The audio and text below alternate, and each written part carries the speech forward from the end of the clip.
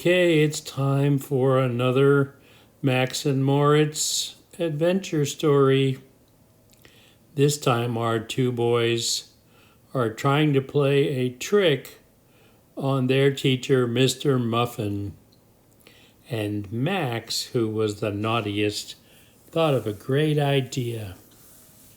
He said, "Look over there. There's this bush with lots of bugs on it.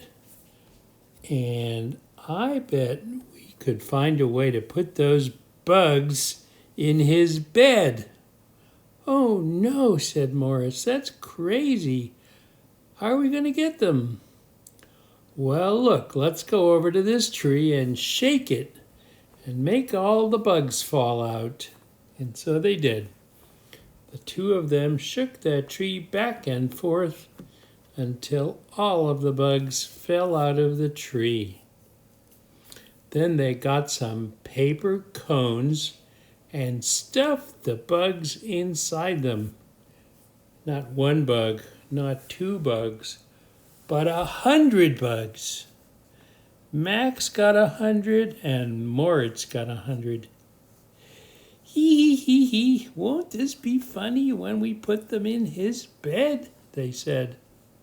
So they snuck into his house, because they still had a secret entrance that they used, and they went over to his feather bed and lifted up the quilt and slowly but surely shook all those bugs into the bed.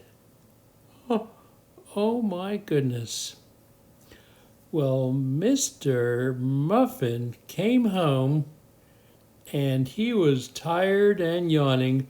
"I can't wait to get into bed. It's going to feel so good," he said. And he took off his slippers and climbed into bed. Well, it wasn't long before those bugs said, "We don't like it under the quilt. Let's go exploring," said the tiniest bug. "Okay, here we go."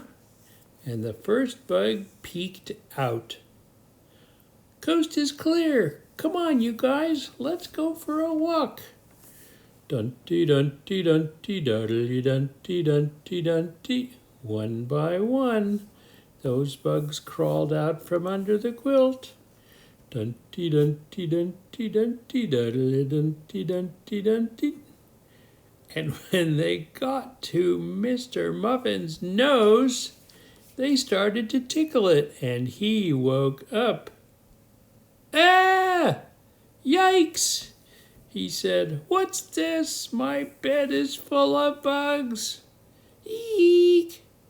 Oh my goodness, I don't like all these bugs." And he jumped out of bed, throwing himself onto the floor and making the bugs fly in all different directions.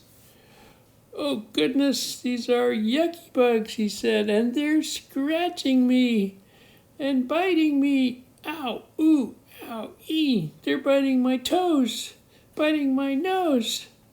And he started to stomp on the bugs with his feet, making a yucky, crackling noise. Crack, crack, crack. And the poor bugs got squished.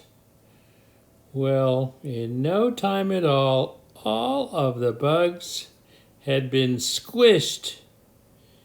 And Mr. Muffin said, "And that is the end of that." And he was very imperturbable, and he laid back down in bed and went to sleep and started snoring again. Me, me, me.